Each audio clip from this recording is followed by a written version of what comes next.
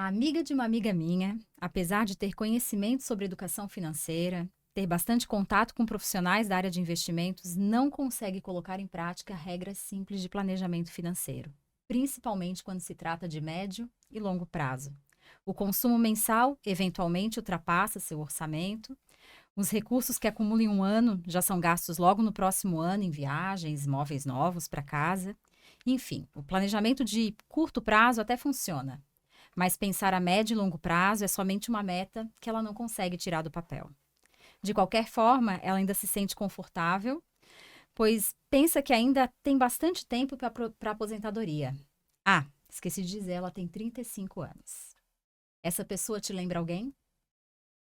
Vamos entender neste episódio do Elos Entre Nós quais fatores influenciam as nossas decisões financeiras, quais comportamentos devemos evitar e como escapar da armadilha da nossa própria mente. Fica com a gente que este bate-papo está imperdível.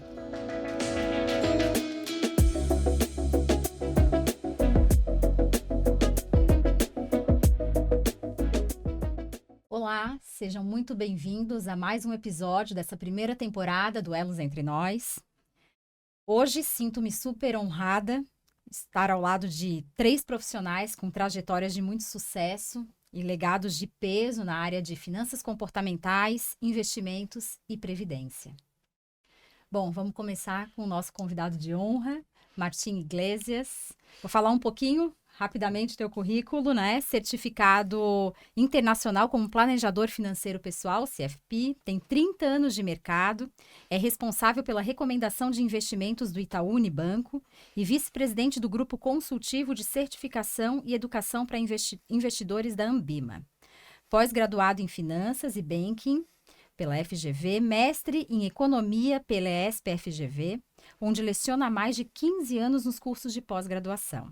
É especialista em investimentos e finanças comportamentais, autor do livro Investimentos, um livro de segredos e conselhos, As 4 dimensões de uma vida em equilíbrio, e o seu último livro, Investimentos, textos para nunca mais esquecer. Seja muito bem-vindo, Martim. Muito obrigado pelo convite. Estou super contente, ansioso aqui para a nossa conversa. Espero que seja super construtiva, até para ajudar todos aqueles que estão nos assistindo. Obrigada, Martim. Bom, estamos também com Jurandir Cel, nosso parceiro, né? Já esteve aqui em outros episódios.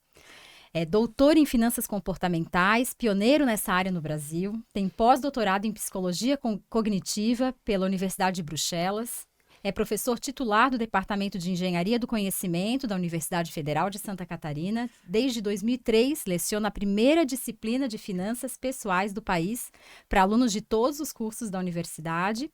Palestrante reconhecido no meio financeiro, atualmente é consultor na área de educação previdenciária lá na Elos. E também desenvolve o programa de educação financeira da SC Prev. Muito obrigada pela sua presença de novo aqui com a gente, Jurandir. Muito obrigado, é uma honra estar com pessoas tão bacanas como você, o Rafael, o Martim, amigos de longa data. Estamos também aqui com o Rafael Judar Vicchini. Desde 2017 atua como diretor financeiro e administrativo da Elos, fundo de pensão, né, que administra cerca de 4 bilhões em patrimônio.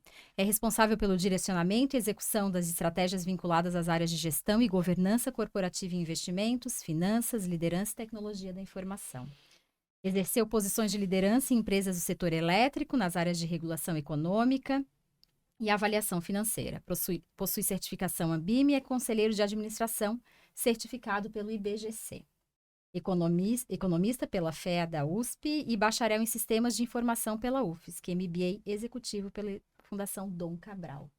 Obrigada, Rafael, por estar aqui dessa primeira vez, né, com a gente. Primeira vez debutando no podcast Elos Entre Nós. É uma honra estar dividindo a mesa com essas feras todas aqui. Bom, e temos aqui então na mesa 2 especialistas em finanças comportamentais, uma área super importante, que estuda as influências cognitivas, sociais e emocionais observadas sobre o comportamento econômico das pessoas. Enquanto a economia tradicional diria que basta gastar menos do que se ganha para gerar uma poupança para o futuro, as finanças comportamentais e a economia comportamental estão mais focadas em entender o motivo pelo qual algo tão simples não é feito pela maioria das pessoas. Bom, esse tema está bem em evidência, né? Recentemente, os mais importantes prêmios de economia do mundo têm destacado pesquisadores que buscam estabelecer uma relação entre razão, emoção e as nossas escolhas, né, em relação ao dinheiro. Então, a gente vai começar por esse grande dilema, né, Martim? Queria começar com o nosso convidado de honra. Eu acho que é um grande dilema mesmo, né? E é interessante porque a gente fala muito disso em relação aos hábitos financeiros, mas eu acho que a questão de não conseguir colocar em prática aquilo que a gente vê como correto é uma constante, né?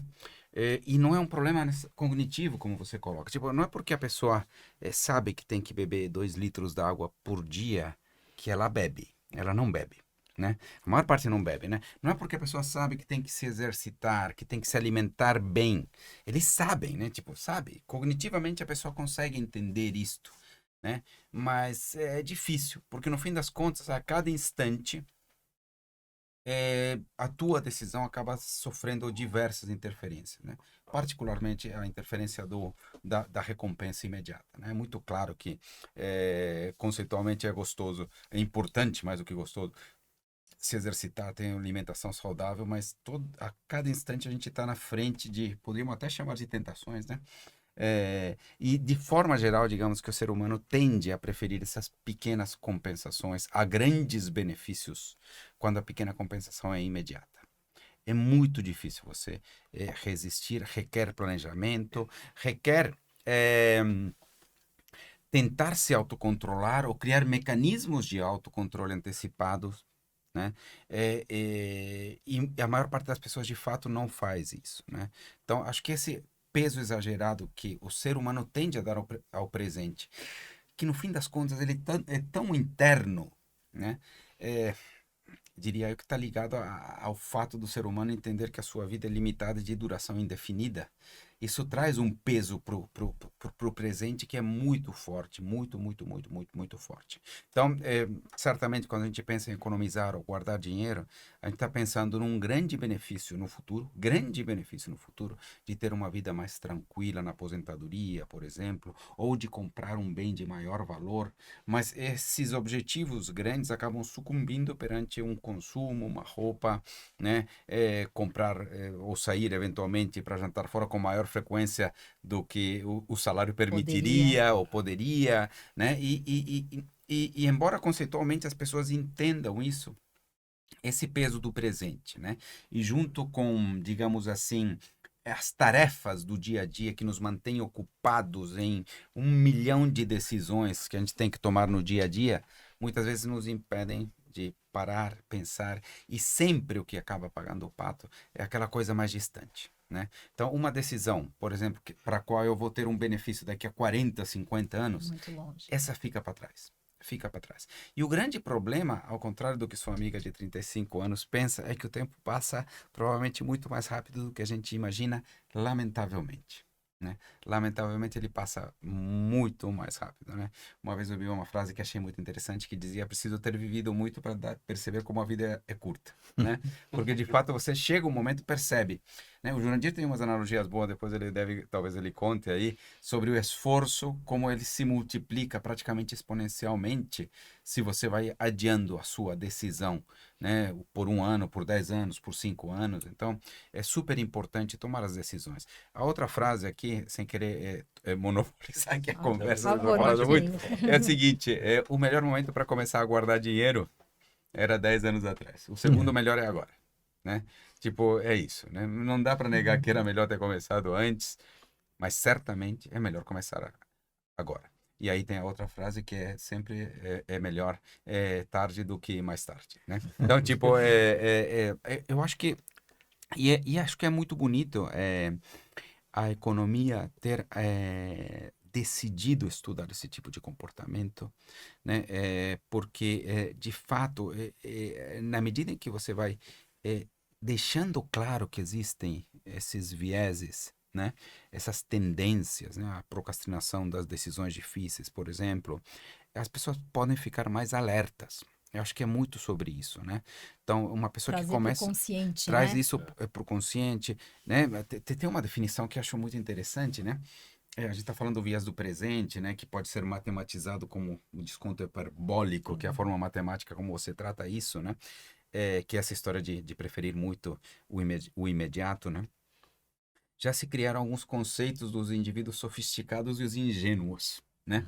Vou começar por quem é o ingênuo na história. O ingênuo, e aqui você tem uma outra pessoa muito importante no Brasil também, acho que junto com o Jurandir, né? Talvez as pessoas mais importantes nas finanças comportamentais no Brasil, que é a professora Vera Rita. Ela fala que o ingênuo é o sujeito que tem uma confiança infundada na sua força de vontade no futuro. Tipo, não sei da onde, todo dia ele promete que vai acordar de manhã e vai sair para correr. E todo dia ele diz mais 5 minutinhos para o seu despertador e nunca vai. Mas ele jura no dia seguinte que no dia seguinte vai. Não sei da onde, mas jura isso. Da mesma forma, tem muita gente que consegue poupar seu próximo salário, mas não o salário que está na conta, e é sempre o próximo, e não guarda nunca dinheiro. Mas ele ainda acredita, esse ingênuo tem a ingenuidade e até para conseguir conviver com as suas dores e mascarar as dores de não fazer o que é preciso, ele acaba se autoprometendo coisas que não vai realizar. Por isso que é um ingênuo, e o ingênuo é muito perigoso, né? E tem os outros que são o contrário dos ingênuos, que são sofisticados. O sofisticado, ele sabe que tem um problema, sabe que se deixar as coisas como estão, não vai funcionar. Sabe que ele não vai guardar dinheiro, sabe que ele não vai sair para correr, sabe que ele não vai ter bons hábitos de alimentação, então ele se protege. Ele diz, eu vou me defender de mim mesmo, né? Então ele coloca o despertador na cozinha, não do lado da cama, porque ele vai ter que ir lá desligar, e aí na hora que desligar, já provavelmente já vai acordar mais cedo para correr. É o cara que não compra guloseimas ou coisas gordurosas, porque sabe que se tiver em casa, ele vai fazer alguma coisa que não é boa para sua alimentação. É o sujeito que programa suas aplicações, toma uma decisão consciente em um único momento e se compromete com ela de longo prazo para ir todo mês guardando dinheiro, porque se ele tiver que tomar essa decisão todo mês, ele não vai tomar. Foge das armadilhas. Foge das suas próprias armadilhas. Enquanto consciente, ele toma uma decisão que vai protegê-lo dele mesmo, né? Então, essa é uma questão. E o bonito deste sujeito considerado sofisticado pela literatura é que é um sujeito que ele sabe das suas limitações e as reconhece e as vence. É muito bonito. É até mais bonito do que aquele que não tem, porque pode ter um sujeito que tem tal nível de disciplina que ele não tem o problema do desconto hiperbólico ou do viés do presente. Aí ele não tem, então consegue, é super disciplinado, faz as coisas. Mas eu particularmente acho muito bonita a história de alguém que se sabe, entende que ele tem um problema e que ele procura conscientemente lutar contra esse problema. Essa vitória para mim valeu o dobro, né? Devia ser que nem gol fora de casa em alguns campeonatos, né? Essa aí devia valer o dobro.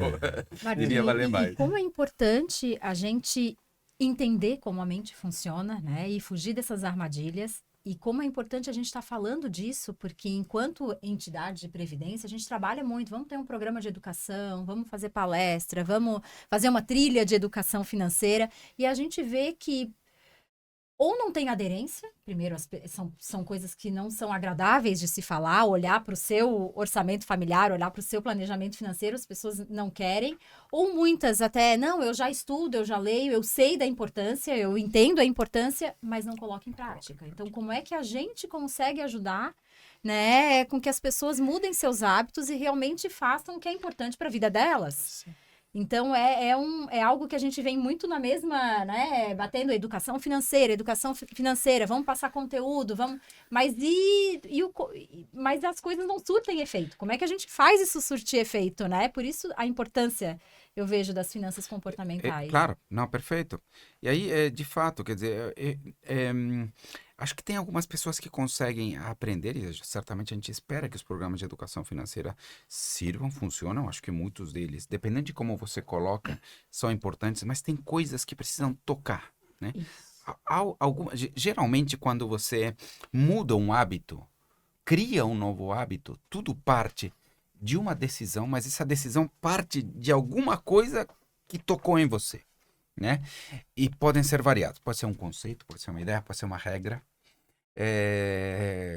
pode ser uma frase, ou podem ser coisas mais duras, eventualmente, como ver alguém da família que não tinha uma reserva e que, puxa vida, está tendo dificuldades para se sustentar, né? Obviamente esse não é o melhor dos casos, né? Mas eventualmente isso modifica, né? Ou eventualmente até na pandemia, pessoas... A gente sabe, muita gente perdeu o emprego. Bom, teve gente que perdeu familiares, né? Pessoas que faleceram, mas teve muita gente que perdeu renda, que aprendeu na pele, por exemplo, a importância de ter uma reserva financeira, né? Então, o processo de aprendizado podem ser muitos, desde coisas de vida, experiências, né, até coisas que você aprende com algum conceito que você starta um processo e modifica aquilo que seria uma tendência natural para um lado mais correto, mais justo. O Jurandir fala nas suas palestras, né, sobre essa questão de a pessoa não consegue se imaginar mais velho, né? O que toca, e aí...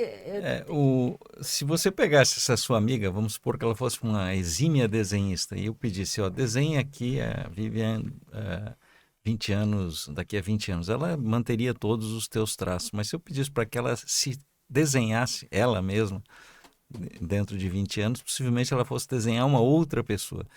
Nós pensamos muito como seres racionais, esse sujeito que somos hoje dentro da sociedade da informação, mas nós somos ainda, a maior parte do nosso cérebro é aquela que se formou nas savanas, né? Todos os 200 mil anos aí do Sapiens Sapiens, e sempre vivemos muito pouco. A aposentadoria é um conceito extremamente jovem para nós sapiens, né? Sei lá.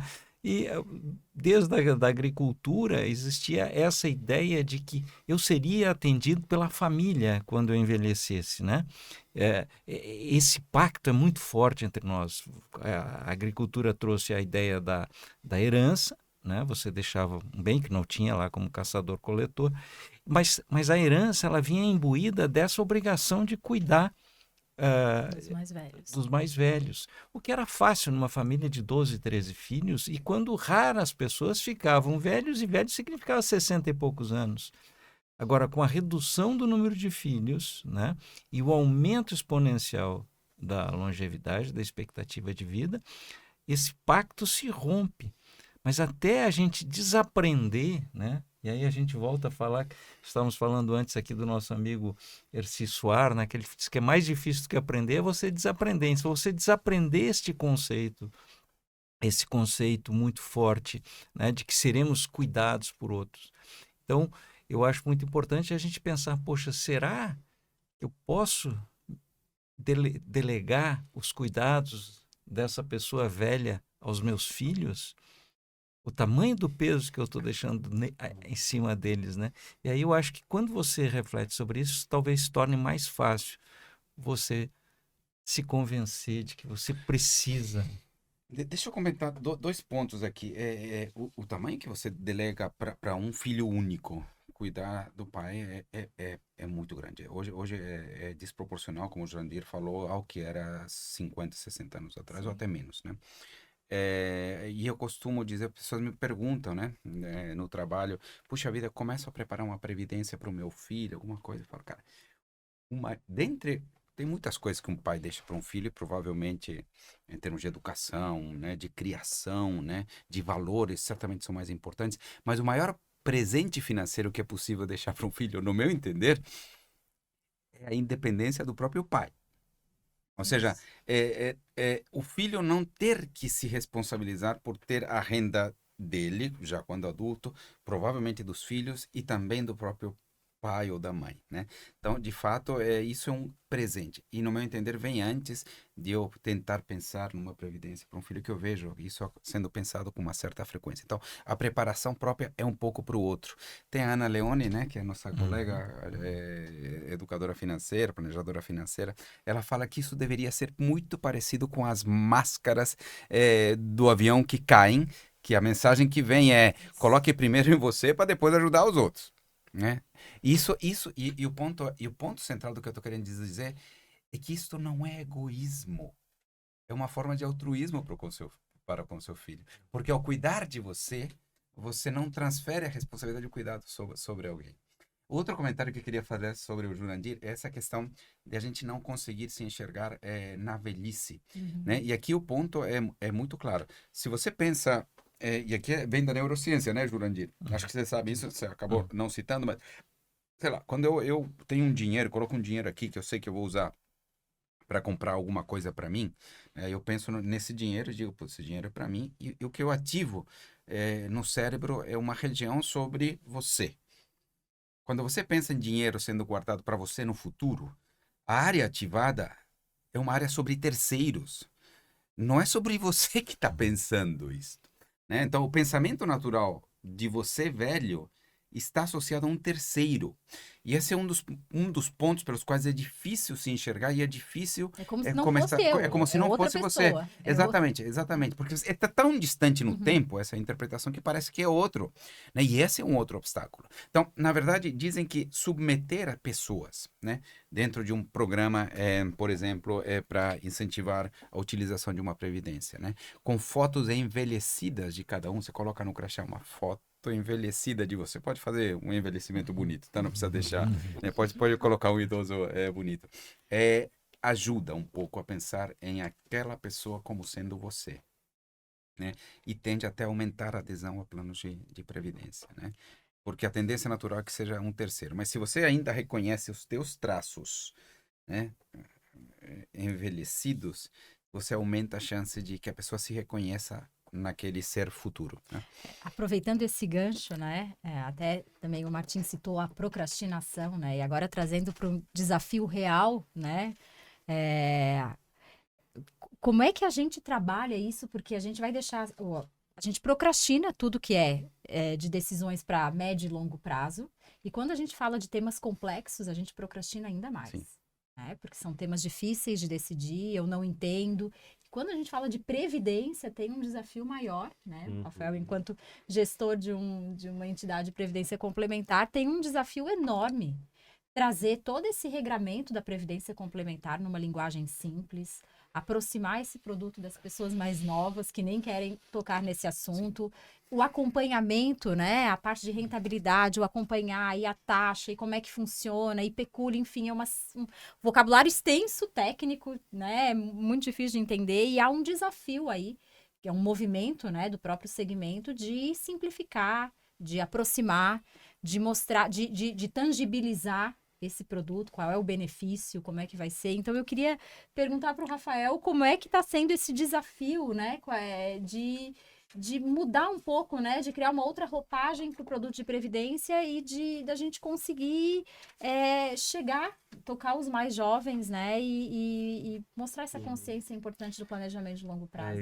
Esse fato que o Martim comentou, da pessoa não se ver lá na frente, entender como um estranho, como um terceiro, isso a gente sente na pele, né, Vivi? A gente, de fato, a estratégia que a gente começou a traçar para fugir desse comportamento é, de fato, entregar o conteúdo em termos de educação financeira, de finanças pessoais, ao longo de toda a jornada em que ele tem conosco. Então, assim, de alguma forma, ele tem que ter acesso a isso em qualquer ponto de contato, qualquer geração de conteúdo para nós é importante para a gente sensibilizar, para achar esse ponto que o Martim comentou, de que ponto que eu toco, que eu ligo aquela faísca.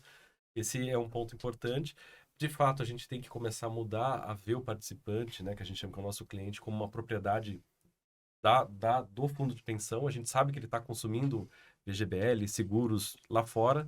Então, de que forma que eu transformo o meu produto em algo mais fácil de consumir, com baixa fricção, se ele quiser sair, porque, querendo ou não, a gente está, além do imediatismo, que é do ser humano em geral, a gente está numa sociedade com desigualdade, em que isso mexe nas relações de confiança como um todo e na confiança nas instituições.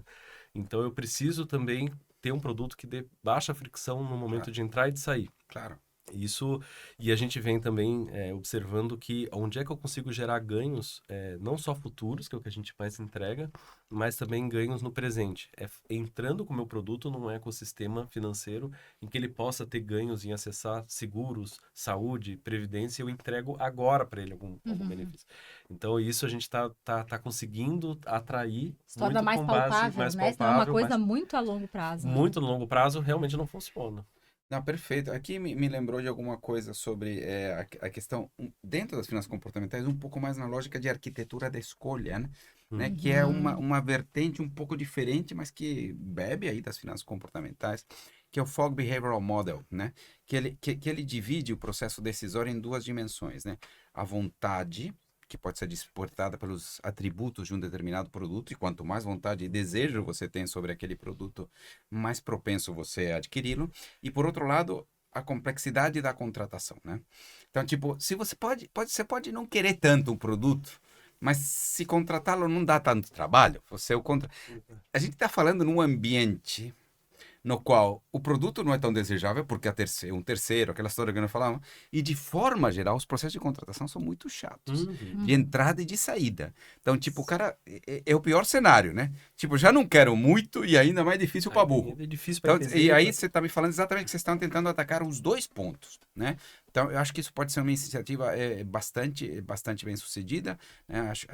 Acho que é super importante, né? No fim das contas, eu gosto muito de trabalhar com a questão da educação financeira, das finanças comportamentais, do planejamento financeiro, porque no fim das contas, cara, a gente fica aqui quebrando a cabeça para fazer uma coisa que é boa para as pessoas. Isso. Então, eu sinto muito orgulho desse meu trabalho, né? Às vezes é uma empreitada, né? Tipo, cara, mas tipo, sinceramente, a gente está trabalhando aqui em favor disso. Pode ser que a pessoa, talvez, né, não nos agradeça em algum momento da vida, mas não precisa me agradecer, né? No fim das contas, o simples fato de eu saber que alguém teve uma vida melhor por coisas pelas quais eu trabalhei, esforços que eu tive, isso já é uma compensação enorme, sinceramente enorme. É aquelas compensações do trabalho, né, que vêm, que não são necessariamente financeiras. Eu ganho a mesma coisa se eu faço isso, se dá certo, se não dá certo, sei lá, né, se der tudo errado também, provavelmente eu não tenho mais emprego, mas no fim das contas, o trabalho precisa trazer uma compensação e um sentido, né? E acho que trabalhando e ir melhorando a vida das pessoas é um belíssimo trabalho, né? A ideia do plano de previdência, muita gente acha, tem a ilusão de que ele vai conseguir ganhar muito no mercado financeiro, que ele vai conseguir superar a média, né? E muita gente tenta Tem essa vender expectativa, né? essa ideia, mas é muito difícil para um investidor individual ele conseguir ter um retorno que compense as vantagens fiscais, por exemplo, de um PGBL ou mesmo de um VGBL, né? A questão de come-cotas, tudo isso, e além do que eu acho que a grande questão que o plano de previdência nos permite é essa ideia que o Martim colocou de tomar uma decisão e deixar que essa decisão continue, né? Eu tomo a decisão lá de que eu vou... A inércia passa a trabalhar até o favor. Exato, né? Exato. Dos poucos setores que a inércia, né? Ela é muito positiva. Se você define ali, olha, eu vou colocar tanto todos os meses, isso eu acho que é extremamente positivo.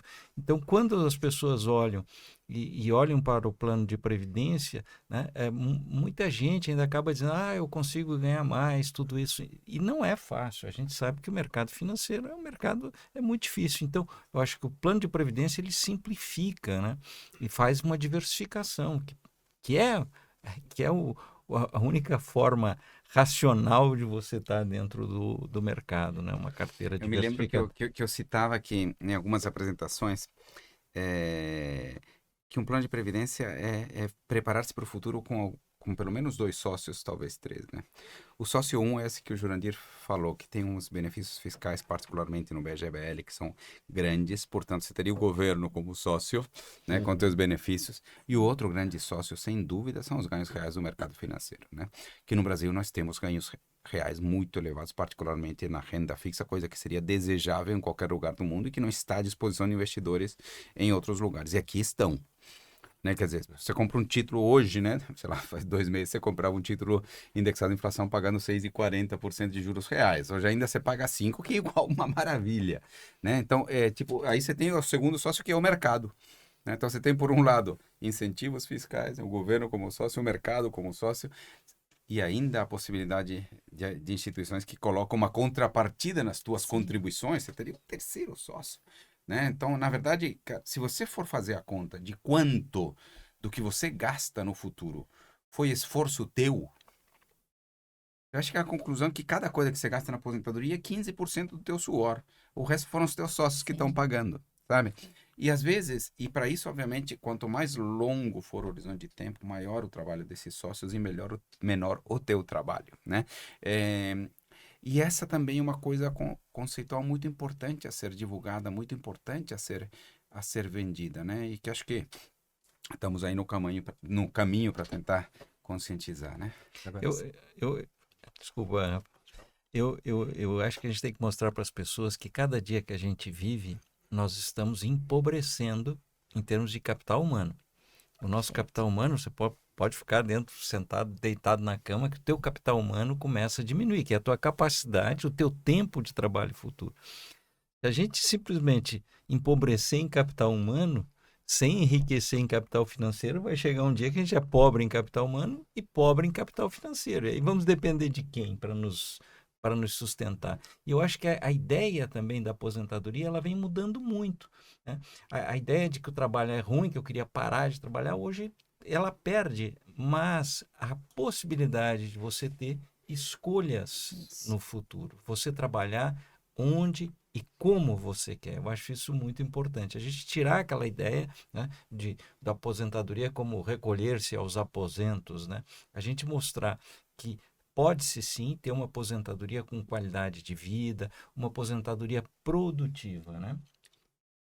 E as mensagens que vocês passam, né? Seja o Jurandir, quando fala muito do esgotamento do pacto social, né? Em que a família era provedora, né? E o que o Martim traz também muito da questão do imediatismo. Para nós, e isso na Fundação Elos, a gente resume muito o nosso trabalho em como que a gente pode deixar um legado para o social, né? Porque essa combinação de imediatismo com um pacto familiar se esgotando, numa sociedade em que acha que o Estado tem que resolver tudo e não vai resolver, para nós, a gente usa como motivação de legado para entregar. Fora os benefícios macroeconômicos de aumentar a taxa de poupança, né? Quer dizer, isso às vezes a gente não entra, mas se você tem mais gente guardando dinheiro e aplicando no mercado financeiro, você tem mais disponibilidade de crédito no mercado, porque você compra CDB de banco, você tem mais empreendedores podendo captar recursos para os seus projetos, para as suas empresas. Então, e aí o mercado financeiro é muito eficiente nisso, em gerar renda a partir dos recursos, né? Então, o benefício social, o benefício individual da aposentadoria melhor, né? Quando ele acaba se popularizando, ele leva a um benefício importante coletivo de maior aumento de taxa de crescimento de longo prazo, né? Hoje, né, quer dizer, a gente sabe, né, que poupança é igual a investimento, né? Você estudou em economia, né? Quer dizer, isso é uma entidade, uma igualdade econômica, né? O investimento produtivo, de alguma forma, em infraestrutura, no setor imobiliário, na construção de uma fábrica, tudo isso, ele depende da taxa de poupança. Não é só que depende, ele é igual numa economia fechada, né? Então, estimular a taxa de poupança gera uns benefícios enormes para a coletividade também, né? Uma coisa que eu acho muito importante é que lá nos primórdios da educação financeira, a gente associava você estragar a tua vida, você tirar o supérfluo do teu dia a dia em função do teu futuro. Economizar o cafezinho, né? Exato. Essa história é terrível. Né? Você vai economizar cafezinho a vida inteira. Não vai... Mas eu acho que é importante a gente mostrar para as pessoas que você ter uma poupança, uma reserva de imprevisto, uma reserva de aposentadoria, você ganha tranquilidade, paz de espírito para aproveitar a vida. E o que a gente precisa tirar não são esses prazeres da vida, mas você tirar o consumo ostentatório, o consumo que gera diferenciação. Eu acho que é ali que a gente pode mostrar para as pessoas, para mostrar sim, você pode viver bem, você deve, né, gastar naquilo que é supérfluo, senão a vida fica muito chata, né? Mas o que você precisa fazer é ter um equilíbrio financeiro, deixar de pagar juro por descontrole financeiro, né? Alguns juros fazem sentido. E aí sim, você mostra para as pessoas que podemos sim viver bem no presente, certo? Cuidar do nosso futuro e ganhando tranquilidade no presente. Até a escolha dos supérfluos, né? O que me traz mais... E a diferença, às vezes, tem a questão dos bens de status, né? Que de fato, acabam sendo muito caros e levando muito... E tem o desperdício também, né? Uhum. Tem muito desperdício na vida, desde assinaturas que você não utiliza, desde roupas que você compra que não servem para nada, que você usou uma vez. Então, cara, o desperdício é outra coisa que precisa ser eliminada. Mas eu queria comentar aqui uma coisa. Eu tive, sei lá, durante a pandemia, eu tive a oportunidade de ler mais do que eu consigo ler normalmente, porque a gente estava lá né, disponível. Eu tive a oportunidade de ler a Divina Comédia, né, de Dante, né? E tem os círculos do inferno, né? Lá, né? Você passa pelo purgatório, pelo inferno, tal. E cada pecado, ele tem aqueles que foram condenados pelo pecado estão num círculo do inferno, né? Então você tem diferentes níveis de círculos do inferno. E o interessante é que tem a região dos pecados financeiros, né? E segundo o Dante, é o perdulário, o que gasta todo o dinheiro e não pensa em guardar, e ele está no mesmo lugar do avarento. Né? Está no mesmo lugar, que é o Sim. quarto círculo do inferno. Eu pensei, devia estar em círculos distantes, por que no mesmo? Né? Perdulário é aquele que gasta tudo e o avarento que não quer gastar nada estão no mesmo lugar porque são aqueles que não souberam usar os bens materiais. Né? Usar os bens materiais está nesse ponto de equilíbrio. Uhum. Né? Existe um equilíbrio. Se você começa a passar para lá, vira um avarento, começa a passar para cá, vira um perdulário. Né? Então, e acho que a vida é curta, a vida tem que ser vivida, né? Então, e o equilíbrio te ajuda a pensar um pouco nisso. Ou seja, como equilibrar, como viver bem o dia de hoje, né? Sem deixar de se preparar para o futuro. Tenho certeza que isso é possível. Tenho certeza que isso é Eu possível. queria até já pegar esse gancho do Martim, a gente já entrar como... Tá fluindo, já vamos entrar no segundo bloco. Falando um pouco disso, né? Então, as escolhas entre o longo prazo e o imediatismo, né? A questão do consumo, dos supérfluos, como é que a gente equilibra e como é que a gente ajuda no momento de entrada, por exemplo, num plano de previdência, como a gente tinha falado, que é tão difícil, apesar das pessoas saberem a importância, né? Tem algumas barreiras de entrada. Como é que a gente torna isso mais palpável e mais fácil para a pessoa visualizar? Tá, eu vou entrar num plano, mas o quanto eu tenho que contribuir? Perfeito. Eu estou em tal idade, como é que eu faço, né? O quanto eu poupo, o quanto eu posso deixar, porque tem essa Tem. questão, né? Eu vou poupar Super difícil. Vou poupar para aposentadoria, mas eu também quero poupar para uma viagem que eu vou fazer daqui a 2, 3 anos. Como é que eu fecho essa conta? E aí eu queria aproveitar esse gancho para citar que vocês desenvolveram uma metodologia do bolso, né? O IMC do bolso. Queria que vocês explicassem um pouco para Perfeito. gente. Eu acho que ela é uma provocação que tenta endereçar dois problemas. O primeiro problema, antes de eu falar a regra, é esse problema de tentar trazer para o hoje a dor, por exemplo, de não estar me preparando de forma suficiente para o futuro, né? Então a gente estava falando que, sei lá, a dor, a rigor, você vai sentir daqui a 40 anos quando vê que não tem dinheiro para pagar todas as suas contas. Mas será que dá para transferir algum incômodo agora para provocar esse movimento, essa ação, esse start? Então essa era uma primeira ideia. Como é que eu provoco uma ação? Uhum. A outra é como ajuda as pessoas a não cometerem esses dois erros, né? O Jurandir tem uma frase bonita sobre os dois erros financeiros possíveis. Diz que você só pode cometer dois erros financeiros possíveis, né? Você poupar muito e morrer cedo, ou poupar pouco e demorar para morrer, né? Que são esses erros. Agora, e aí passa pelo teu ponto, né? Quanto, Isso. né? E a gente desenvolveu uma regrinha, a gente queria criar uma regra do bolso muito simples, parecida com o IMC. A rigor, a gente queria uma equaçãozinha, eu acho que saiu coisa melhor até do que equaçãozinha, que foi a regra do 1369, né? Então, a regra do 1369 foi desenvolvida no Banco Itaú, né? Eu liderei o projeto que criou a regra. Basicamente, ela diz quanto você deveria ter acumulado em tempo de salários, em anos de renda, em pontos chaves da sua vida, né? Então, a ideia era, começa a guardar os 25. Essa é uma hipótese. E aí, por quê? Acho que porque antes disso é ideal construir capital humano, né? Então, é educação, línguas, até viagens, porque ajuda a ampliar, né, a visão da tua mente, aquilo que você enxerga do mundo. Então, é muito enriquecedor. Pode começar aos 25. E aí, aos 35, já com 10 anos de dinheiro guardado, você deveria ter 1 ano de renda acumulada aos 45, 3 anos de renda acumulada, aos 55, 6 anos de renda acumulada, e o target objetivo final é ter 9 anos de renda acumulada aos 65. Então a regra é 1, 3, 6, 9. Né? Com esses 9, com uma parte sim do INSS, com juros rentabilizando esse teu capital, né, você consegue viver mantendo um padrão de vida, e aqui o padrão de vida semelhante ao que você tinha antes de se aposentar. Não pode ir para a Europa todo ano, porque também, ou todo mês, né, porque senão o dinheiro acaba rapidinho, mas se você manter as tuas condições de vida, você consegue se sustentar a partir desse dinheiro O guardado. parâmetro é a renda atual. Renda atual.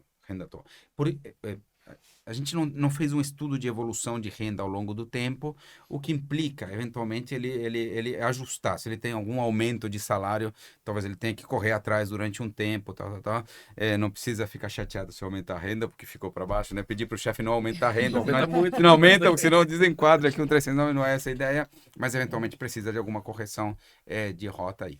Então, essa minha amiga de uma amiga minha, com 35 anos, ela deveria tem ter que ter 1 ano de renda. 1 ano de renda. 12 salários guardados. Ou 13, né? 12 ou 13. Se ele gasta, claro, pode ser 13 mesmo, é verdade. E aí, primeiro, de forma geral, eu acredito que a sua amiga não tem perto disto. Provavelmente não tem.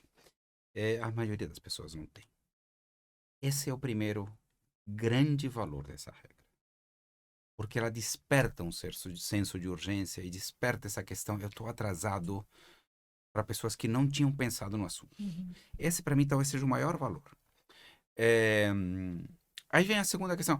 Quanto que eu tenho que guardar para trilhar esse caminho do 1369? A gente criou uma segunda tabela. Como isso é uma função exponencial, não é fácil de criar uma tabela a partir disso, mas entre 25 e 40 anos, a questão se comporta de uma forma quase linear.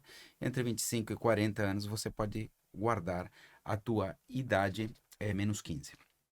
Então, vamos lá. Começa a guardar os 25, que foi meu conselho original. Você guarda quantos por cento? 25, que é a tua idade, menos 15, que dá 10. 10% da sua renda. Com 10% da sua renda começando aos 25, você vai trilhar o caminho do 1369, vai chegar nos 9, vai conseguir viver bem com a rentabilidade dos investimentos, com a ajuda do INSS. Se você começa aos 25, dá 10. Começa aos 26, dá 11. E esse é um número constante, tá? Eu não modifico ele ao longo do tempo, tá? Eu começo até o final. 25 dá menos 15 dá 10. 10 do início até o fim. Não precisa ir aumentando com a idade, não é essa a ideia. O problema é a data de início. Se você começa aos 26, vai ter que ser 26 menos 15, que dá 11. Começa aos 30, vai ser 30 menos 15, que dá 15. Começa aos 40, vai ser 15. 40 menos 15, que é 25. Poupar 25% da renda não é uma coisa fácil já, tá?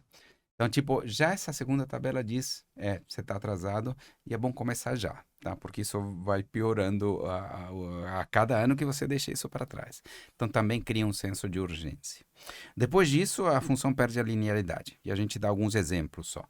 45 anos, por exemplo, seria a idade menos 10, teria que guardar 35%, obrigado, da renda. Conta difícil, eu não estou bom de integral dupla.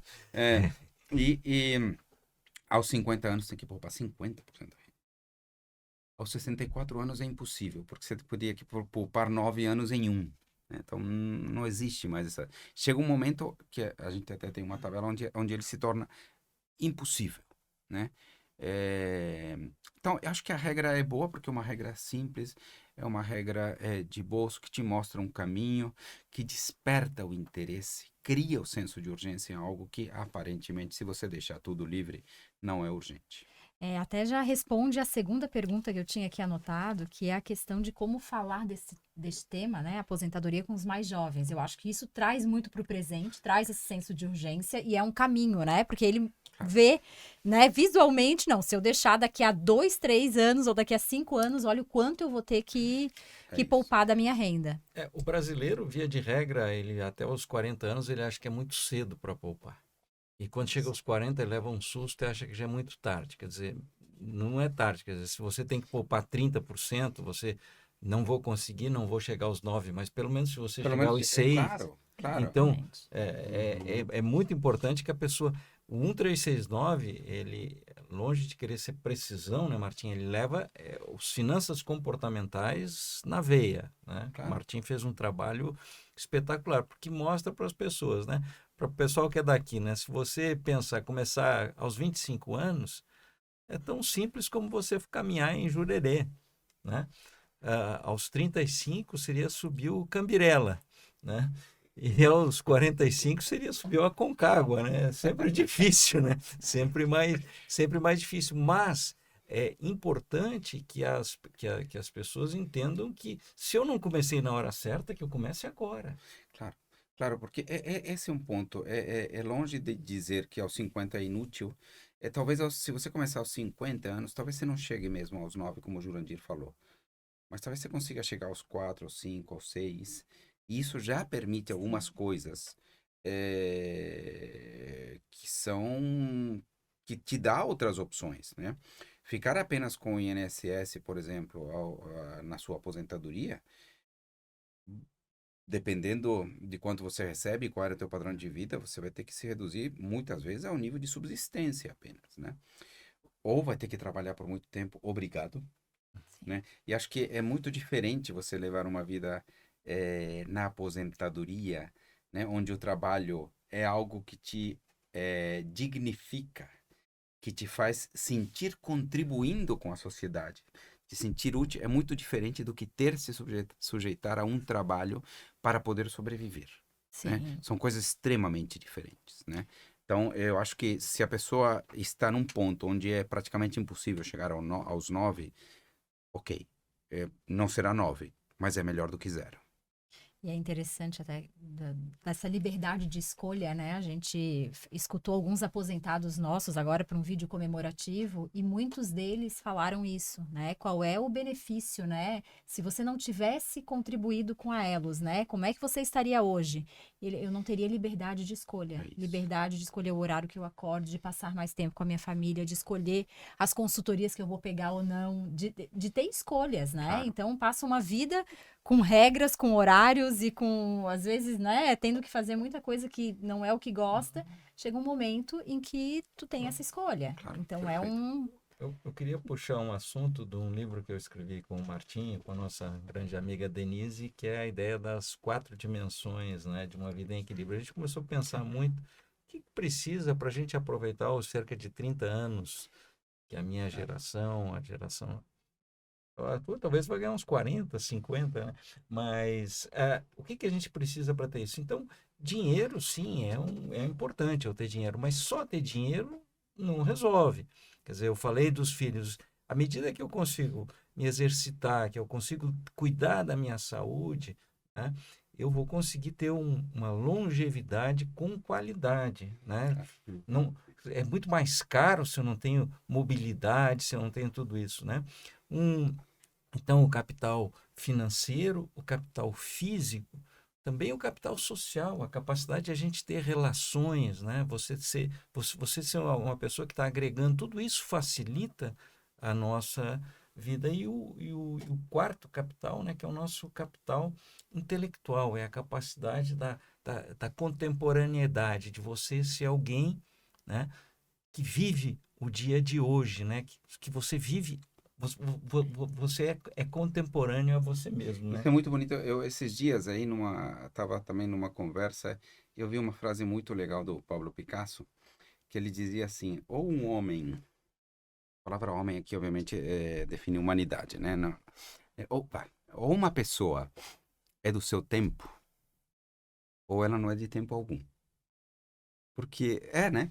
Porque, Sim, tipo, a gente tem que viver, e acho que isso vai muito em linha com o que a gente fala do capital intelectual aqui. o capital intelectual seria você aprender. Nós vivemos mudanças tecnológicas absurdas nos últimos 40 anos, mas isso vai ser fichinha do que nós vamos viver aqui para frente. Portanto, eu tenho que ter. E entender as relações sociais. Então, pessoas preconceituosas são pessoas de baixo capital intelectual, né? Aquelas pessoas, no meu tempo, né? Então, o que eu digo, no mundo atual, que nós vamos ter muitas pessoas idosas, cerca de 30% aí já cruzando 60%, se as pessoas azedarem, ninguém vai suportar essas pessoas, né? Exatamente. É muito difícil, né? Nós temos que permanecer, né? jovens e permanecer. Não, eu não gosto da ideia de que o velho tem que ser jovem. Não, o velho pode ser velho, sim, mas ser alguém em que é agradável e que é útil, né? Que tem essa capacidade de contribuir com o mundo, né, Martim? Interessante como a humanidade como um todo, parece que às vezes não suporta o presente, né? Que quando é jovem, Exato. acha o velho o estranho. E quando tá velho, quer olhar para trás e, meu tempo, né? No meu É verdade, né? É verdade, né? Tem essa tendência mesmo. E falando um pouquinho dessa obra que vocês fizeram em conjunto, né? As 4 dimensões de uma vida em equilíbrio, essa é uma busca constante e sem fim de todo mundo. Como Ela é. conseguir esse equilíbrio, Cara, né? e é um equilíbrio dinâmico, a gente discute bastante isso, né? Então, há momentos em que, por diversos motivos, você precisa priorizar, por exemplo, um capital em relação ao outro, né? A dimensão, por exemplo, financeira, eventualmente, por algum motivo, precisa ser prioritária. E aí, tipo, a gente faz a analogia dos pratinhos, né? Quatro pratinhos sendo equilibrados, né? De vez em quando, porque você tem um que precisa de mais cuidado, você tem que ir lá bater nesse aqui, né, para continuar girando e o outro vai descuidar. Mas o descuido precisa ser momentâneo, não pode ser indefinido, senão o outro vai cair, né? Uhum. Então é uma questão sobre o equilíbrio, né? Sobre equilibrar essas dimensões e certamente é algo que todas essas dimensões, todas elas que a gente fala, são dimensões que precisam ser cultivadas ao longo da vida inteira, né? Não é possível guardar para aposentadoria em um ano, não é possível chegar numa determinada idade com o capital físico inteiro, com uma saúde boa, sem ter cuidado ao longo do tempo. Não é possível criar uma rede de amigos e de relacionamentos em um ano. Você tem que mantê-los na tua velhice. Não é possível começar a pensar ou se atualizar sem ter criado as condições desse conhecimento ao longo da sua vida, né? Então, o livro é uma rota, né? É um caminho, né? A gente cita um 369 ali, né? É um caminho importante para ser trilhado passo a passo durante tempos longos, né? Eu sobre o seu cuidado, acho que não é exatamente sobre o sentido da vida, mas ele é sobre a forma como viver bem a vida, né? Então é um livro que acho que é bem interessante mesmo. Perfeito. Eu queria agora provocar o Rafael. Mais uma questão, a gente falou da questão da previdência, né? De como atrair os jovens, de trazer essa metodologia, esse MC do bolso, né? Para tangibilizar, então para facilitar o quanto a pessoa tem que colocar, ela conseguir visualizar o que ela tem que fazer. Tem que ser muito prático, né? E aí, quando a gente fala de produto de previdência, de complexidade, trazer isso para mais próximo, de simplificar, a gente tem falado também de flexibilizar algumas regras, né? Tanto a entrada ser mais fácil, a Perfeito. saída, dele conseguir enxergar, porque Perfeito. quando a gente fala, vai colocar um dinheiro ali, não, tu só vai poder pegar esse dinheiro daqui a 30 anos, tá? Mas e se eu tiver uma emergência, o que eu faço? Né? Então, a pessoa quer ter essa segurança de que, não, mas se eu precisar, tem uma forma, né? Ó, daqui a 3, 5 anos eu vou poder mexer, ou se eu tiver uma emergência, como é que eu faço? Então, essa flexibilização de regras, o como é importante, né? Até para a entrada dos mais jovens. Então, eu queria saber, Rafael, como é que tu enxerga essas novas estratégias, né, da Previdência, de deixar o produto mais atraente?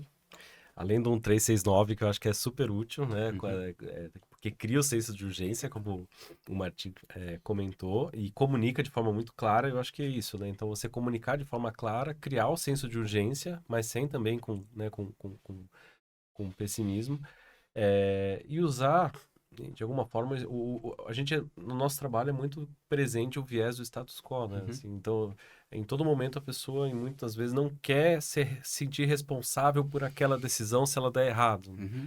Então, a gente usar esse viés a nosso favor. Então, por exemplo, né, numa estrutura de perfis de investimento, você, de forma muito simples, tentar comunicar a que risco que ele está exposto. Algumas fundações, e a Elos está no radar da gente também fazer, colocar, por exemplo, perfis que a gente chama de geracional, ou em determinada etapa nós fazemos essa administração por ele e vai comunicando o risco que ele está associado ou regras como super inteligentes como essa, ao longo da jornada a gente vai comunicando que de forma ele tem que estar atento para esses movimentos. Acho que basicamente a gente vem adotando dessa forma para tentar sensibilizar e criar essa faísca que o Martim comentou. Não gerar outras escolhas difíceis ao longo desse Não dá para caminho, né? dificultar. Sim, sim. Ele tem que ter a possibilidade de escolha, mas se ele não quiser escolher, Tá tudo tudo bem. bem, tá tudo bem, a gente faz. Eu acho que esse é um ponto bem interessante em que a gente escuta os dois lados, né, lá na Elos, né? A pessoa que quer, eu quero decidir ou não, me digam, o que é melhor para mim. Porque o nosso produto, o serviço, de alguma forma ou outra, ele é um instrumento de retenção, né, falando agora também de relação com o empregador, né? Então, ele é um instrumento de retenção, mas de alguma forma é também um instrumento de deixar aquela pessoa tranquila para ter equilíbrio para poder atuar nas outras frentes da vida dela, né? Claro. Então, a gente tentar oferecer um produto que é muito complexo para se entender, às vezes ele nem tem tempo ele não quer entender, né? Então, a gente respeita também esse comportamento de não quero entender, eu quero deixar do jeito que Claro, tá. não, as coisas complexas, o ser humano não quer tomar decisões complexas, né? Quanto mais você consegue simplificar o processo de decisão, se algumas coisas conseguem ser automatizadas através de processos default, né? Isso ajuda demais, né? Porque tem história clássica, né? Da questão da doação de órgãos, acho que está aqui, né? Se eu não me engano, né? A história né?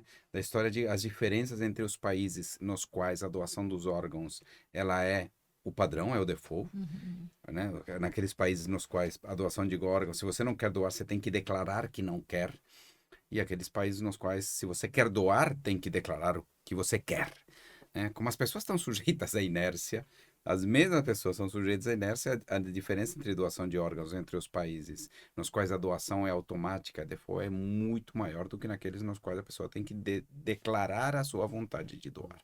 Então, por quê? O que aconteceu? É um processo extremamente simplificado, porque as pessoas não querem tomar decisões às vezes são complexas, e aí, como não querem tomar decisões, se você as toma dentro dos limites e ajuda para simplificar, que no caso é a simplificação máxima, é literalmente não precisar fazer nada no caso dos países para doar, isso melhora muito as situações, né? Então, eu ouvindo você aqui falar sobre tentar simplificar processo na entrada ou na saída, ou no resgate, na forma como for, isso é retirar todos esses obstáculos da frente. Tem que se pensar muito também na questão de simplificar regulamentos, prospectos. Eu acho que particularmente até os reguladores hoje já começam a pensar um pouco mais nisso, né? Obviamente os reguladores na medida em que colocam exigências mínimas nos relatórios e tudo mais, eles estão pensando, obviamente, em informações que têm que ser dadas aos participantes, mas hoje em dia a gente discute até que ponto isso não é contraproducente, que evita que você leia os materiais, né? Será que não podemos criar alguns materiais anexos destacando apenas os 5 pontos relevantes? A leitura, por exemplo. Se você, né, o sujeito recebe um calhamaço assim, assinar aqui, e a barreiras, né? Então, o máximo possível que possa ser simplificado é algo importante. Eu sei que a CVM trabalha já com uma equipe, né, Jurandir, por exemplo, de economistas comportamentais que pensam em como simplificar, como usar a economia comportamental para ajudar na tomada de decisões. Eu acho que isso é super importante, mas enquanto não vem as coisas dos reguladores, é sempre, né, todos os que nós trabalhamos com essa dinâmica de educação financeira, de investimentos, de produtos, irmos pensando ao máximo a forma de tentar simplificar tudo. Exatamente. Os nudges, né? Os nudges, né? Claro. São os toquezinhos para te levar para a direção. O conceito do Thaler, exatamente. O 1369 pode até ser definido como um nudge. Legal. Eu queria... Bom, a gente tem conteúdo aí para mais vários episódios. Mas a gente já está indo aqui para a parte final. Eu gostaria de fazer uma rodada com vocês três, em que vocês finalizassem com algo que achem importante deixar como mensagem para os nossos ouvintes e também com algumas indicações, principalmente de perfis nas redes sociais, para que as pessoas consigam seguir pessoas com conteúdo legal, empresas que tenham conteúdo legal, que vocês possam dar essa indicação aí, uma ajuda na curadoria aí para gente. Tá bom. Acho que foi como foi apresentado por Isso, primeira Martim, vez, então vou eu também. Por favor, vamos seguir a ordem. Bom, primeiro, queria te agradecer, Dima, queria agradecer vocês todos aqui pelo convite. A conversa foi muito boa. Se tivesse cerveja aqui, a gente ficava até mais. Tá quase num bar aqui, né? Mas acho que é importante as pessoas refletirem um pouco, pensarem no seu futuro e pensarem, como está escrito aí na tua camiseta, o futuro é hoje, é isso mesmo. As decisões que a gente toma hoje refletem no nosso futuro, né? Então é importante pensar um pouco, faz a inércia, toma uma decisão consciente uma vez, deixa inércia, deixa o status quo trabalhar ao teu favor, né? Então adere ao plano, né? E pensa em tudo que você puder automatizar e que te ajude a ir no caminho certo, não só do lado financeiro, mas talvez aí nas 4 dimensões que a gente comentou. Essa é a minha mensagem. Eu queria que, se alguém quiser me seguir nas redes sociais, Por né? favor, fique à vontade. Martim Casals Iglesias. Né? Então, geralmente tem conteúdo de investimentos, recomendações de investimentos ali no meu Instagram. Esse é o Instagram. Eu queria recomendar alguns, não vou recomendar o Jurandir, porque ele vai se recomendar, então queria falar um pouco do mercado financeiro. Né? Também outro perfil do Instagram, a Sabrina, que trabalha comigo.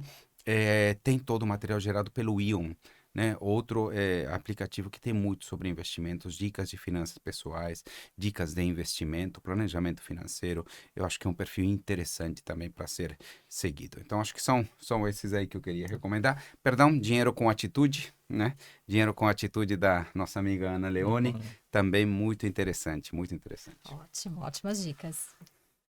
Bom, foi uma alegria imensa estar com vocês aqui, estar com o Martim, que é uma pessoa que trabalhamos muito tempo juntos, né? Foi um período muito bacana. Eu tenho nas redes sociais Jurandir Cell como venda em inglês, SE2Ls, né? Tá lá, tem um podcast, A Visão do Jurandir, que sai a cada 15 dias. Eu tenho 2 perfis que eu gosto bastante. Um é da Luciana Seabra, eu acho que ela faz um trabalho muito bacana. E o outro é um perfil mais técnico, para quem gosta, assim, a área mais econômica, que é o Richard Rittenban, que eu acho também um cara muito bacana. E, claro, o perfil do Martim, que é maravilhoso. Ótimo. E o da Elos, né? Isso. A partir de agora a gente... Exatamente. No final eu já ia, né, fazer esse lembrete. Não, eu agradeço a participação de dividir a mesa com vocês. De fato, aprendi muito e foi muito inspirador. Eu acho que se a gente pudesse falar em PIB de finanças pessoais no Brasil, acho que tá mais de 75% do PIB tá aqui na minha frente, então eu não me ouço, não vou usar, indicar ou falar nada que não seja o material que eu consumo de vocês, dos senhores mesmos, que eu acho que de fato inspira e a gente aprende muito com eles.